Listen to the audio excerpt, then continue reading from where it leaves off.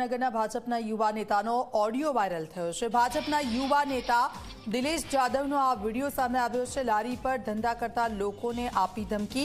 સાંજે 6 વાગ્યા બાદ લારી ઊભી રાખશો તો 500નો દંડ થશે। લારીઓ પટ્ટાની બહાર ઊભી રાખશો તો પણ દંડ થશે। અશોકભાઈને દંડની રકમ આપી દેવી। ભાજપના નેતાએ લારીવાળાઓ પાસેથી દંડ ઉઘરાવવાની સત્તા કોણે આપી તે એક મોટો સવાલ થઈ રહ્યો છે। ઝી 24 કલાક આ ઓડિયો ક્લિપની પુષ્ટિ નથી કરતું।